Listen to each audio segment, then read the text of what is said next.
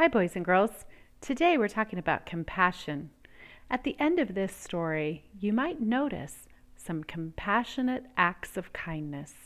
This story, called The Cool Bean, was written by Jory John and Pete Oswald.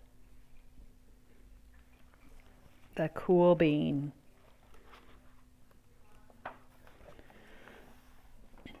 Watch out! Here come the cool beans!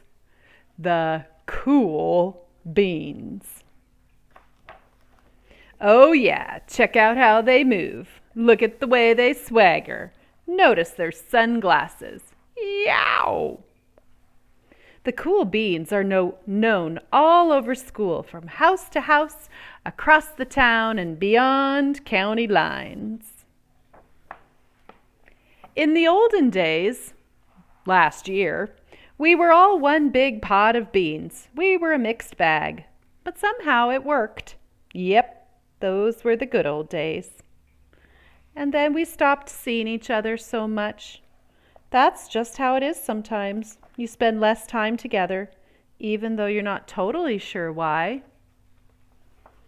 I watched as the beans I knew so well, the beans from my own pod, became the cool beans. Oh, they were so cool. One of them could play the guitar. Cool. One of them could draw the best superheroes. Cool. One of them could jump higher than any bean I'd ever known. Cool. Hey, me? Well, I mostly stayed the same. Sure, I made some small changes. I wore sunglasses. Too big. I slicked my hair back. Too slick. I strutted around. Ow. I swaggered. Oof. I was still picked last for everything. My clothes never seemed to fit. I snorted when I laughed. I walked into stuff. Whoomp.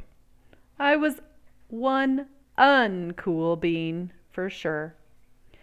I started thinking of myself as just a common bean with no special skills. I couldn't compete, so I didn't even try. I'd never be a cool bean. It seemed like there were two types of beans in the world. There were cool beans and the beans like me. The days all blended together. I lived my life and things were just okay. I took tests and ate lunches and mostly kept to myself. And the cool beans continued being cool. I mean, sure, I missed them a bit, but it's not like I was going to say anything. I felt like all that coolness had just gotten in the way of our friendship. And that's how it went until one day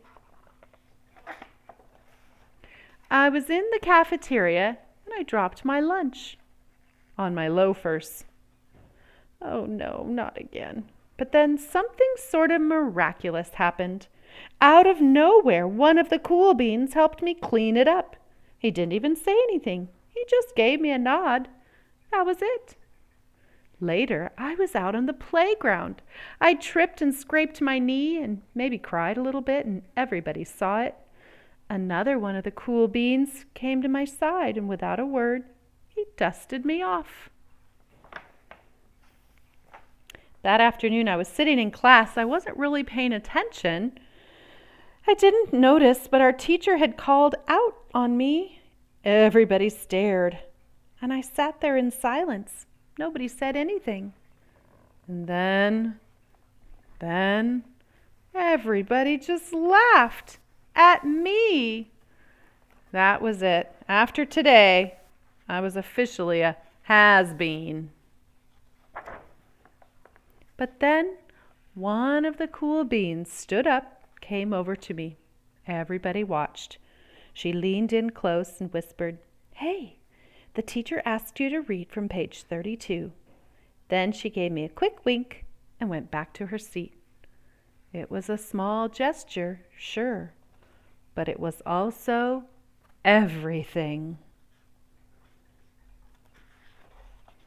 I walked home with a goofy smile on my face. If smiled all the way through dinner, that day made all the difference. It was the day I could have been really bad if not for the kindness of a few cool beans. It gave me a shred of confidence. That shred of confidence has continued to grow. Somebody had my back. Or a few somebodies. After that, I started hanging out with the cool beans again. How have you been? Get it? How have you been? Not all the time, but sometimes. At lunch, after school, and even on weekends. Throughout all of this, I realized that it's not about how you look or any of that other stuff. It's about a wink or a nod or a smile at just the right moment. It's about dusting somebody off, helping them up again, and pointing them in the right direction. You need a hand? Yes, please. Now that's cool. Boys and girls, being cool is being compassionate, and you guys can be one cool bean.